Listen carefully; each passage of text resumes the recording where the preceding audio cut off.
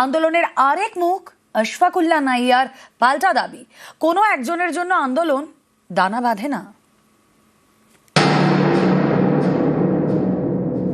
আমি পরিষ্কারভাবে আমার পদত্যাগে জানিয়েছি যে কেন এটা বেআইনি এবং কেন এটা অগণতান্ত্রিক। পদত্যাগ করার যে সিদ্ধান্তটা আচানক, এটা আমরা হতাশ হয়েছি এবং আমরা অবাক হয়েছি। শুধুমাত্র একজন ব্যক্তি তো কোনো আন্দোলনও গড়ে তুলতে পারে না, একজন ব্যক্তি কোনো ট্রাস্ট ফরমেশনও করতে পারে না। 2024 অগস্ট আরজি কর হাসপাতালে চিকিৎসককে ধর্ষণ করে খুন। আন্দোলনে নামেন জুনিয়র ডাক্তাররা। সেই আন্দোলনে প্রথম সারিতে দেখা গিয়েছিল অনিকেত মাহাতো, আশফাকুল্লাহ নাইয়া, দেবাশিস হালদারদের। পরে তাঁরাই তৈরি করেন West Bengal junior doctors front. এই সংগঠনের ট্রাস্টের সভাপতি পদ থেকে ইস্তফা দিলেন অনিকেত মাহাতো। বৃহস্পতিবার সোশ্যাল মিডিয়ায় লেখেন, শুক্রবার সাংবাদিক বৈঠক করেন।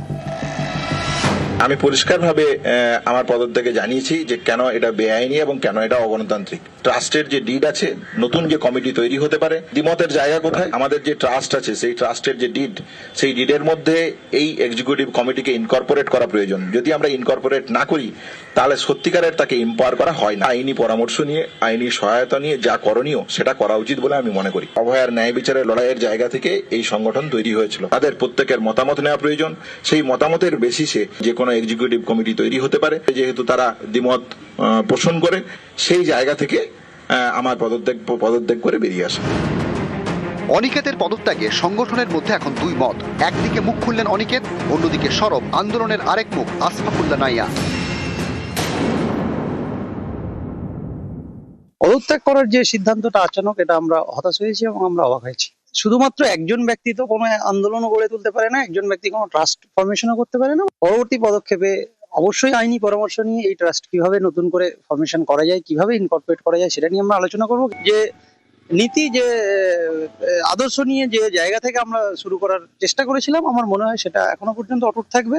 এবং যদি কোনো ভুল বোঝাবুঝি জায়গা থাকে, সেটাও আলোচনা করার রাস্তা এখন আমার মনে হয়। এই সংগঠনটার উপরে কোনো আঙুল না উঠুক, এটা আটকাতে আমরা বদ্ধপরিকর।